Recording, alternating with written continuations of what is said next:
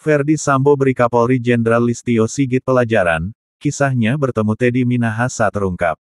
Kasus Ferdy Sambo, bekas Kepala Divisi Propam Kepolisian Republik Indonesia yang sebelumnya terlibat dalam kasus pembunuhan Brigadir J membuat Kapolri Jenderal Listio Sigit hati-hati menghadapi kasus pidana yang melibatkan anak buahnya.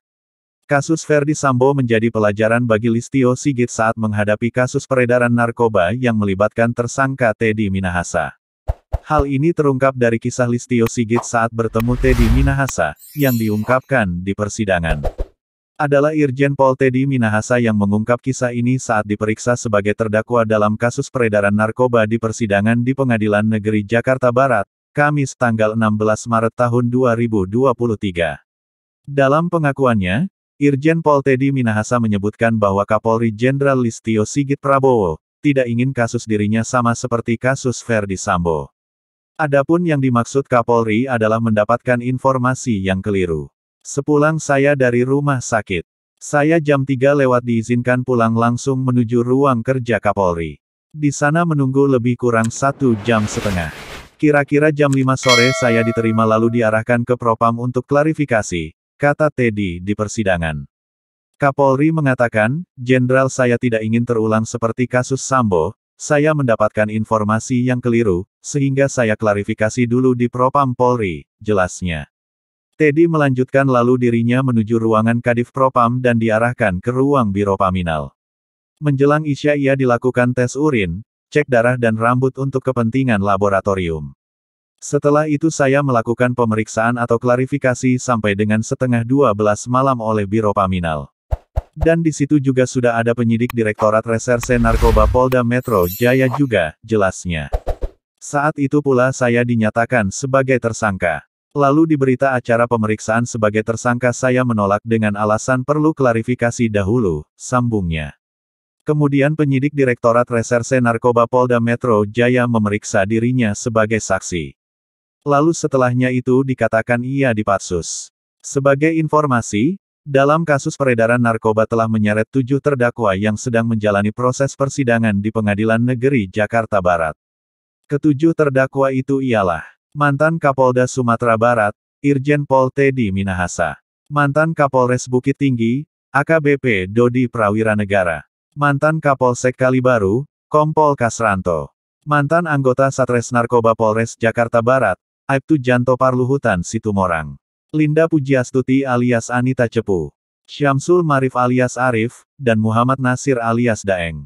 Dalam dakwaannya, Jaksa Penuntut Umum (JPU) membeberkan peran masing-masing terdakwa dalam perkara ini. Irjen Teddy Minahasa diduga meminta AKBP Dodi Prawiranegara sebagai Kapolres Bukit Tinggi untuk menyisihkan sebagian barang bukti sabu dengan berat kotor 41,3 kg. Pada tanggal 20 Mei tahun 2022 saat dia dan Dodi menghadiri acara jamuan makan malam di Hotel Santika Bukit Tinggi, Teddy meminta agar Dodi menukar 10 kg barang bukti sabu dengan tawas. Meski sempat ditolak, pada akhirnya permintaan Teddy disanggupi Dodi. Pada akhirnya ada 5 kg sabu yang ditukar tawas oleh Dodi dengan menyuruh orang kepercayaannya, Syamsul Marif alias Arif.